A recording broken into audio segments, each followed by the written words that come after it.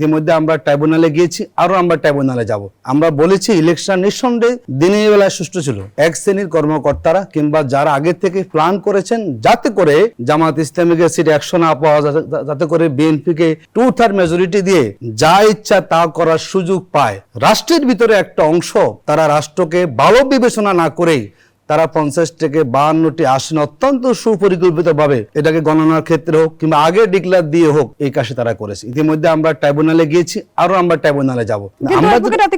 Engineering এর কোনো সুনির্দিষ্ট প্ল্যান জামায়াত ইসলামীরও ছিল কিনা? কারণ পোস্টাল ব্যালট নিয়ে আমরা বিতর্কিত কিছু ভিডিও তো দেখেছি। পোস্টাল ব্যালটের ভিডিওর কোনো ভিত্তি ছিল না। আপনি দেখেছেন এটি গুজব ছড়ানো হয়েছে, বাস্তব কোনো প্রমাণ সেখানে পাওয়া যায়নি। জামাত ইসলামী আমরা জনগণের সমর্থনে বিশ্বাস করি। দেখুন, যে জামাতকে বলা হতো না জামাতের ভোট নাই, সেই জামাত এবার প্রমাণ করেছে। যে জায়গায় বিএনপি এবং জামাত ইলেকশন হয়েছে দাঁড়িপাল্লা এবং দানেশের 222টি আসনে দেখলাম সেখানে জামাত ইসলামের দাঁড়িপাল্লা প্রতীকের ভোট হলো সেখানে 41 থেকে 42% মতো এবং দানেশের সেখানে হলো 50 থেকে 51% মতো, তবে 8 থেকে 9% ডিফারেন্স। আমরা তো মনে করি জনগণ এবার জামাত ইসলামীকে চেয়েছে। জামাতের এই উত্থানের পেছনে কি কারণ থাকতে পারে বলে মনে করেন? শুনে, এটি জামাতের গঠনমূলক রাজনীতি। জামাত ইসলামী দীর্ঘ 15 বছর আওয়ামী জুলুমতন্ত্রে ছিল। আমাদের নিবন্ধন ছিল না, আমাদের প্রতীক ছিল না, অফিস বন্ধ ছিল, আমাদের লক্ষাধিক কর্মীরা কারাগারে গিয়েছেন, 500 মতো নেতা কর্মীরা আমাদের সেখানে শহীদ হয়েছেন, আমাদের শীর্ষ নেতৃবৃন্দ ফাঁসির মঞ্চে গিয়েছেন, আমাদের নেতারা অনেকেই অনেক না করে আমাদের চোখ হারিয়েছেন, পঙ্গুত্ব বরণ করেছেন। দীর্ঘ 15 বছর যে আমরা নির্যাতন আমরা সয়েছি,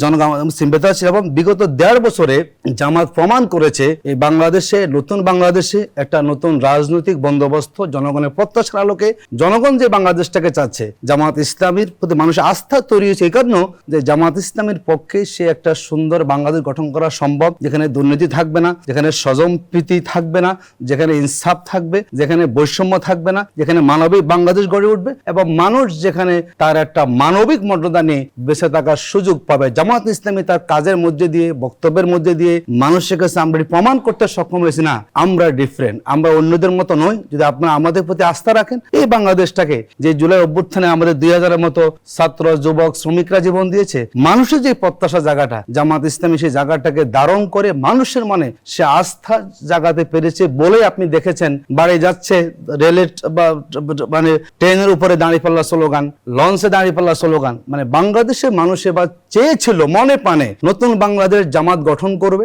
জামাতের নেতৃত্বে, কিন্তু কিছু একটা বিষয় জামাত ইসলামীকে যাতে আরো এগুতে আমরা না পারে 50 থেকে 52টি আসন আমাদের মানুষ বিএনপিতে আস্থা রেখেছে। শুনে, আস্থা না, নির্বাচনে বহু ধরনের ঘটনা এখানে ঘটে, মানুষ ভোট দিতেই পারে, এখানে প্রার্থীর বিষয় আছে।